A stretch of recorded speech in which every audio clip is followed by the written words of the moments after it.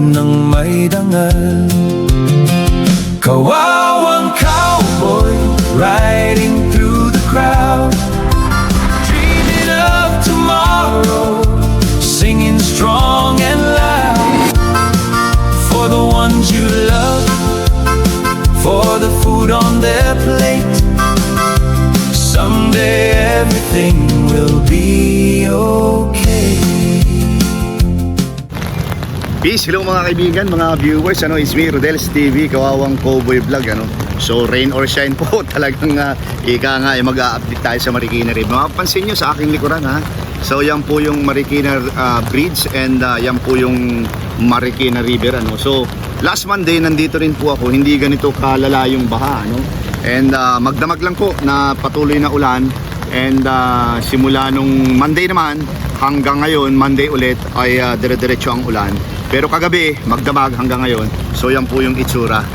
So talagang biglang bumubuhos, biglang titigil. Pero hindi po talaga ika nga maaantala yung pagbaha. So ito po yung landmark dito, Marikina River. And samahan nyo pa ako. Dahil ating susubaybayan talaga itong ika nga matinding pagbaha ngayon na pinutol po sa kasalukuyan ang hearing ng Flood Control Ghost Project. Diretso na po tayo sa video. Ayan po mga kaibigan, unahin po natin dito. Ito po yung tinatawag na ika nga ay River Park dito po sa Barangay Santo Niño, Marikina. Last Monday, ayan po, hindi po, baha lang po yan. Pero ngayon ay talagang umabot na dito sa kabilang portion yung baha. And ika nga, pag dinire-diretso mo siya, talagang nako, it's either alipunga o leptospirosis ang aabutin mo. Ayan po, inuulit ko yung baha na yan nanggagaling sa San Mateo o Antipolo. Then ito na po, ipakita na natin ang talagang realidad dito po sa Marikina River. Ayan po siya. So alert level 2 na po siya. And ayan po, last Monday dito nakapaglakad pa ako dito. And marami dyan namimingwit pero ngayon hindi na po ubra. So nandun po i-focus natin yung ika nga alarm ayan. So nasa number 17 po siya. Ibig sabihin alert level 2 So pag pumalo pa po yan dun sa pinakalas yung color red, alert level 3 na po yan. Ito po, balik po tayo dito sa rumaragasang mga tubig. Mapapansin nyo po talagang galing sa bundok dahil kulay putik siya, brown na brown po. So ayan po yung itsura. Okay. Sir, Marikenyo ka ba? Marikenyo ka? Opo. Oo. Ngayon, last Monday nandito rin ako. Konting interview lang ito. Nakalakad pa ako dyan sa tinututukan ko ng camera Oo. Pero ngayon, medyo tumaas siya. Hindi kagaya nung mga nakarang araw. Ngayon, ano bang masasabi mo dito sa Marikina River? Actually, wala na tayong bagyo ngayon Yung may habagat lang ito. Lalo na kung may pumasok na bagyo, dahil ang bagyo may kasamang matinding habagat. So bilang isang Marikenyo, ano yung masasabi mo dito sa Marikina River? Pinagawa namin. Na mga Yung sa may baha. Flood control? Oo. Saan dyan? Pinatasan na yung May mga portion lang mga portion. Oo.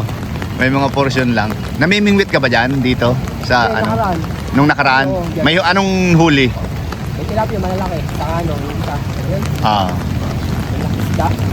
Pero ito matinding tanong ito nangyayari sa ating gobyerno ngayon Ano yung masasabi mo dun sa senaryo sa pangyayaring itinigil yung flood control ghost project na hearing sa Senado? Ano yung masasabi mo dun? Wala kang masasabi dun. Pero anong masasabi mo kay Senador Marcoleta? Siya yung namuno dun. Tapos siya yung nagbubulgar, siya yung ikinulong. Ano yung masasabi mo dun? Baka may pagkakamali Baka may pagkakamali. Pero halimbawa kung yung binubulgar niya ay totoo, so ibig sabihin sa tingin mo itinitigil lang, gusto lang itigil yung hearing para hindi mabulgar yung mga talagang sangkot sa anomalya? Sa tingin mo lang? Tingin ko lang mga ganun. Ganun yung mga senaryo Oo. Nako, kawawa naman tayo pagka ganun. Pagka tayo Oo. Kasi tingnan mo yan Sige, bigyan ng konti. Oo. Sir, thank you ha. Kasama dyan. Ang hirap mag-vlog ng nakapayong. Ayan po mga kaibigan, maghahanap pa tayo ng iba. Ito si Kuya. Ito, Kuya, nagbablog ka rin ba? Nagbablog ka rin? Ikaw sir, nagbablog ka eh. Si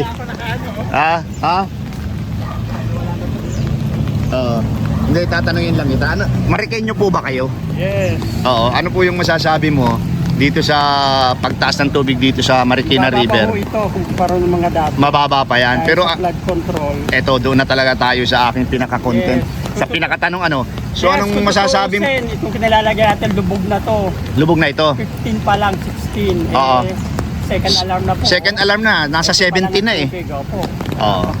Pero ano yung masasabi mo kuya dun sa mga issue natin dito sa gobyerno natin ngayon na yung mga flood control Lagos project? May idea ka ba dyan? Naku. Kaya lang pinag-uusapan po yan. Oo. Politika na lang pinag-uusapan. Oo. Hindi na yun talagang flood control.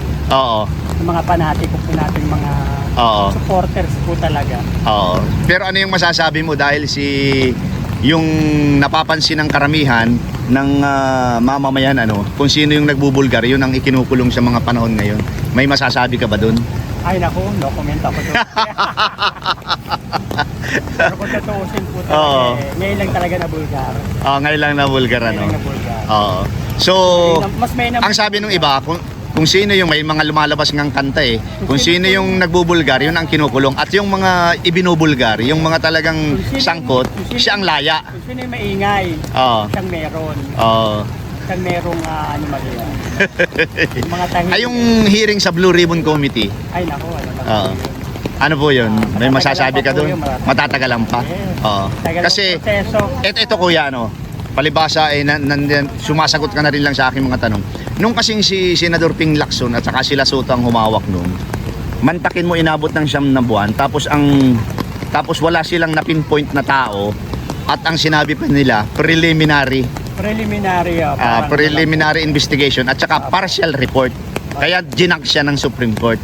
Pero nung hinawakan ito ni Cayetano at saka ni Marcoleta, talagang nabulgar lahat. May masasabi ka ba dyan? Ngayon lang mo talaga na Bulgar ang pangapangyayari. Oo. Pero So- sa tutuusin, Pero yung pong humawak sa dalawa, sa kanino ka bilib? Ito na lang. Kay Actually, Lacson Soto o Marcoleta wala po akong pinapanigan. Wala kang pinapaligan. Mahalaga po na Bulgar. na Bulgar? Okay Yung po kuya. importante doon, kaso nga may proseso. May proseso. Dinadaan po sa proseso para legal. Oo. Pero ang tagal po ng proseso. Tagal pa proseso. Ilang taon?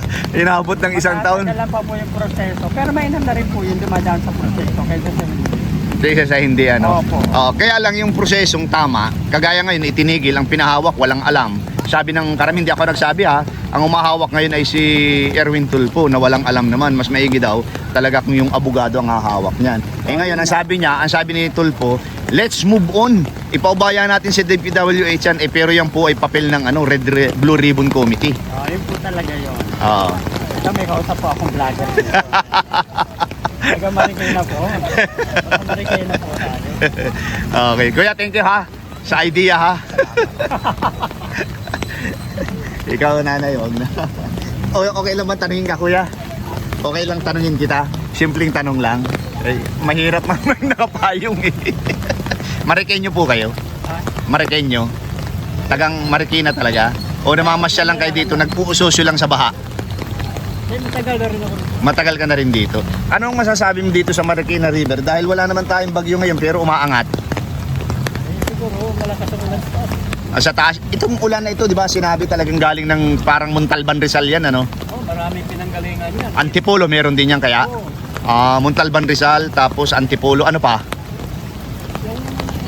Oo. Halimbawa, mag-isa ba yung dam ng Bawas? Oo. Lahat din.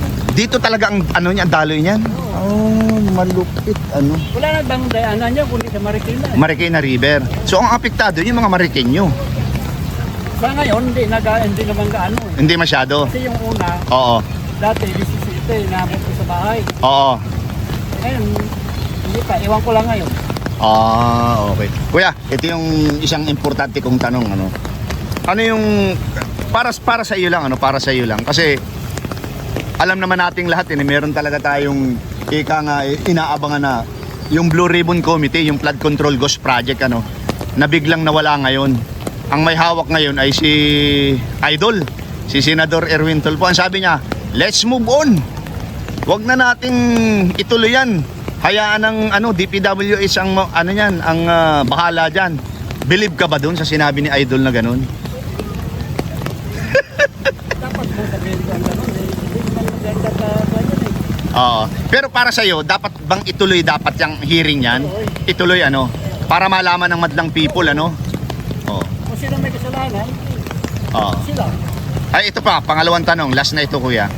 Nung ang may hawak ay si Cayetano at saka si Marcoleta, nagpalitan silang dalawa, mabilis na bulgar ang mga sangkot. Nung hinawakan naman ni ito, base sa napapanood natin ito ha, nagkagulo nung hinawakan ni Cayetano saka si Marcoleta kasi nabubulgar na isa-isa.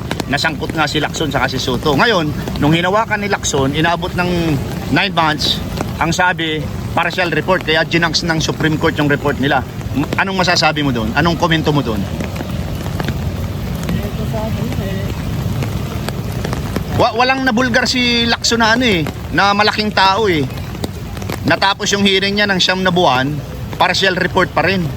Ito sila Marcoleta saka si Cayetano, dalawang hearing, ang daming pangalan na nabubulgar Kasi siguradong tuloy ang investigasyon kung para hindi magkamali. Okay, anong masasabi niyo po ito? Last na talaga. Pinatay nila ang hearing. Hindi pwedeng patayin yung hearing. Ay, wala na. Wala na. Ngayon, nakapokus na sila sa impeachment. O, di ba? Napansin mo? Wala na. Eh ngayon, patuloy ang pagbaha. Ang daming nag-aasam na talagang dapat ituloy yan para malaman na. Eh, nakatatak na tao yan na ang pangyayari dahil dyan sa ang pagbaha na yun. Oo. Eh, Hindi lang itatago eh. pero ito, dapat talagang ituloy para malaman. Ang hearing. Itatago nila, ba't binuksan pa nila yan? Oo nga Pero mas maganda talagang ituloy po ang hearing para malaman talaga. Sa tingin mo kaya mayroong mga malalaking isda dyan na sangkot? Siyempre naman, paano pa? Yan, trilyon na pira na yan. Oo. Kung walang mataas yan, hindi pwede ilabas yan. Ayun. Oo. Kuya. Paano mo masabi na walang involved na malaki? Dyan. Oo. Kuya, wait lang ha. Hawakan mo itong payong ko, bibigyan kita ng hawakan mo, bibigyan kita ng anong tawag dito, yung calling card ko para para makapag-subscribe pa sa aking YouTube channel. Kasi ang hirap mag-vlog ng Hindi pwedeng ganyan. Kung nawala man yung issue sa flood control, malay natin eh. Ito kuya. Punta ka ng YouTube tapos type mo Rodel Paderes. Kuya, thank you. Sa ano kayo? Taga Quezon City po ako pero Bicolano ako. Sa Cam Norte. Dahil kababayan ko si Robin Padilla. Thank you kuya. Ikaw nanay, gusto mo bang interviewin? Ha? Oo. Ano pong pangalan ni nanay? Belia. Oo, Ate Belia. Marikenyo po ba kayo? Taga dito kayo? Marikina. Marikina ka. Ngayon, ito, pakita natin. Kayo ba ay naaalarma kapag bumabaha dito sa Marikina River? Oo. Oo. Alam kami. Sa anong barangay po kayo nakatira dito? Barangay Santo Niño. Dito mismo sa Santo Niño? Oo. Kasi nung Lunes po, galing ako dito, hindi ganyan ang baha. Ngayon, nadoble. Oo. Nakalakad pa ako dyan nakapunta pa ako dun Baha na, wala na. Oo. Yung po bang nyo, pagka talagang may bagyo tapos may rumaragasang baha, inaabot ang bahay ninyo? Hindi naman. Oo. Hindi naman. Nasa mataas na parte kayo. Oh. Ngayon, meron ka bang idea? Tatanungin kita tungkol sa politika. Yung mga hearing ng flood control. Meron kang masasabi diyan pag tinanong kita. Oh, anong masasabi mo nung ang may hawak ay si Cayetano at saka si Rodante Marcoleta ng Blue Ribbon Committee? Maraming nabulgar na mga malalaking isda. Oo. Anong masasabi mo doon? Dapat lang bang ituloy yun o hindi? Ituloy. Pero nung ang may hawak ay si Lacson at saka si Soto, oo, inabot ng 9 months, ang sabi, partial report. Wala rin nangyari. Walang nangyari. So, sino ang mas maganda sa yung dalawa? Marcoleta Cayetano o si Lacson ang humawak? Lakson na lang. Si Lacson, sabi mo walang nangyari kay Lacson. Wala, minuneta na lang, ano? Wala din Marcoleta. nangyari. Oo. Ay kasi pinatay nga ni po nila. Ako po, Hindi, ang ibig sabihin, pinatinin nila. pinatigil nila yung hearing. Hearing. Oo. Okay. Ate, thank you ha sa idea. Okay, thank you. Ito ang ikagabi eh. Oo. Hawakan nyo, ate. Oo. Ayun, papanik. Oo. Para yung interview ko sa iyo, ano? Isa lang bigyan yan. Oo. Thank you. Eh, Kuya, thank you. Oo. Ito na tayo. Ano? Shout out. So sige, shout out. Shoutout po Ate Jessa, kay Ate Jessa.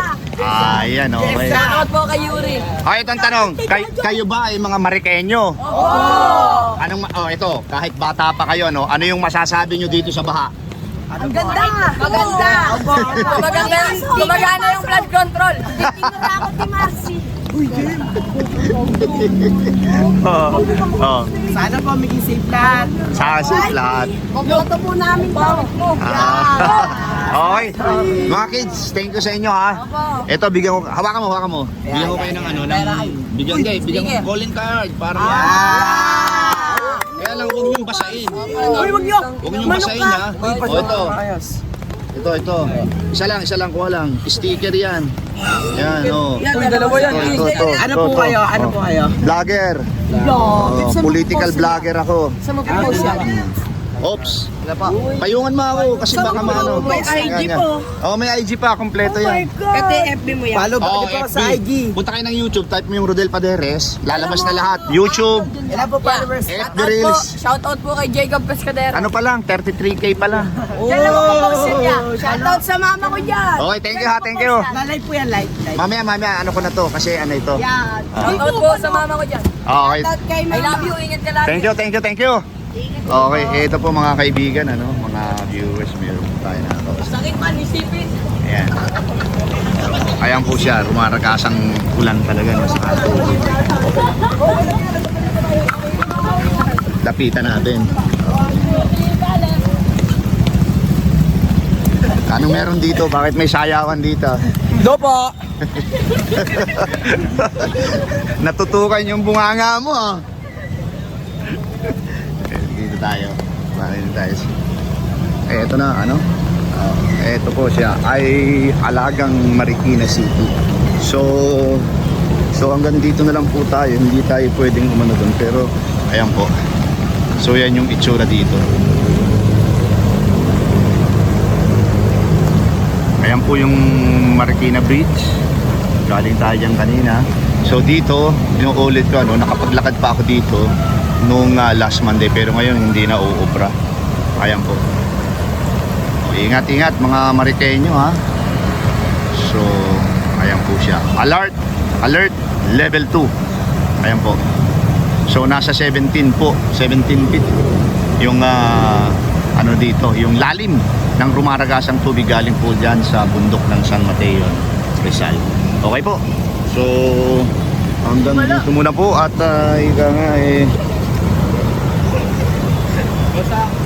nagustuhan nyo ang aking update dito sa Marikina River. Okay po. Ayan po mga kaibigan, mga viewers, inyo pong napakinggan yung mga ilan-ilan nating na interview, at saka yung update natin dito sa Marikina River, Andito pa po tayo sa Barangay Santo Niño, Marikina City, kung saan po talagang umapaw na yung tubig dito. Pansin nyo sa aking likuran. Last Monday, nakapaglakad-lakad pa ako dyan. And dito naman po sa pinaka main river, ayan po. So alert level 2 po ang nangyari dito ngayon. And pangalawa po, maraming salamat po sa suporta sa aking munting channel. God bless you more. Thank you. Salamat. Someday everything will be okay.